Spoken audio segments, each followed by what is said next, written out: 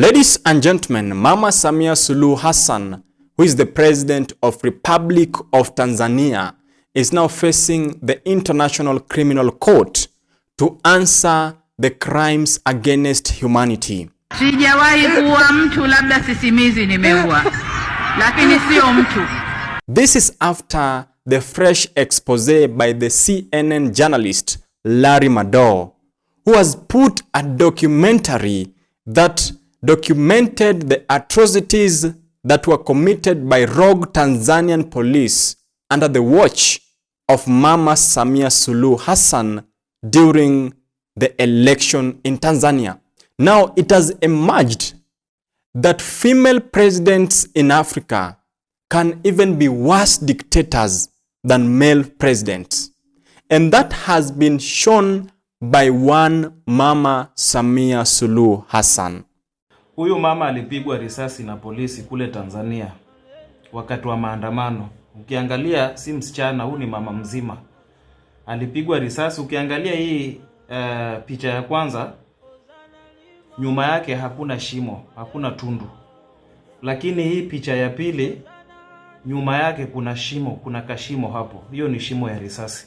In this particular conversation, I just want to paint for you the picture of what is going to happen in Tanzania if Mama Samia Suluhu Hassan is found culpable of these crimes against humanity in the International Criminal Court.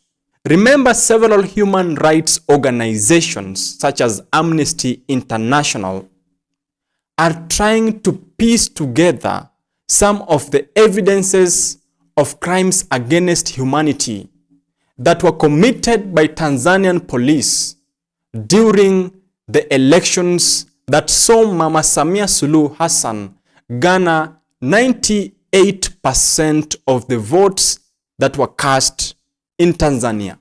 98% of the votes cast is what Mama Samia Suluhu claimed to have garnered. Remember, during that election, key opposition leaders such as Tundu Lissu of Chadema party were barred from participating in that particular election. Now, Mama Samia Suluhu Hassan decided to face the ballot, competing against herself.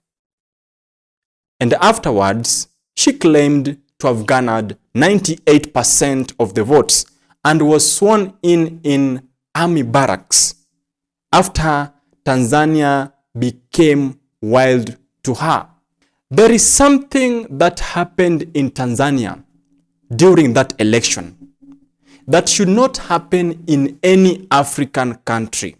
The Tanzanian government decided to shut down the internet. And the aim of shutting down the internet in Tanzania was trying to block the atrocities that were committed in Tanzania. For the first time in history, Tanzanians went to the streets to protest against that election because it was very unfair. But what they met in the streets for the first time was rapid force by Tanzanian police. The Tanzanian police were actually ordered to use live bullets to actually quell the protest. Some section of rogue Tanzanian police were given orders to go to the houses of Tanzanians and point blank range kill them with bullets. And the result of using live ammunition in the protests was massive loss of lives. Now that is what happened under the darkness of the internet shutdown in Tanzania. Several lives were lost. Several families were left traumatized after failing to find their loved ones. The Tanzanian residents have pieced together some of the videos and photos showcasing how the Tanzanian police used excess force to quell the protest. Remember, ladies and gentlemen, when Tanzanians hit the streets for the first time, several properties were destroyed, and the Tanzanians decided to show President Samia Suluhu Hassan that they're not ready for her authoritarian leadership. And that is the reason as to why, ladies and gentlemen, Mama Samia Suluhu Hassan decided to use her rogue police to kill the citizens of Tanzania. Now they are arguing that there were no lives that were lost, or they're just trying to say that few lives were lost, which is normal in every protest. But what actually happened in Tanzania was not a simple thing. It was a massacre. It was a genocide. And that is the reason as to why Mama Samia Suluhu Hassan should be taken to the International Criminal Court to answer the crimes against humanity. The Tanzanian massacre is true. This may land Samia Suluhu in problems. It was very apparent that the police officers killed many people and they were forced to dump those bodies in mortuaries. And after the morgues were full, they decided to dig mass graves. And that was very clear in the documentary that Larry Madowo has now published. The existence of mass graves, satellite imagery at the Kondo Cemetery before and after the protests shows disturbance in the soil which supports the allegation. That several people were buried in mass graves after being killed by Tanzanian police. That is the reason as to why Mama Samia Suluhu Hassan should answer these charges.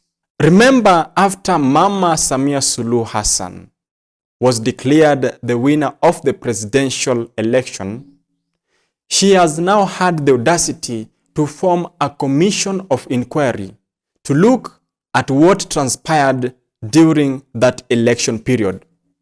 Yet she's the one who actually ordered the police officers to use excess force on the citizens of Tanzania. Remember that the president is the commander-in-chief of the armed forces. And that is the reason as to why Mama Samia Suluhu Hassan ordered the Tanzanian police to use more force to calm the protest. And afterwards, several youths have been actually arrested by the police. And they are facing treason charges in Tanzanian law courts. Remember, treason in Tanzania is an offense that is punishable by death. That is Mama Samia Suluhu Hassan, the female dictator in East Africa.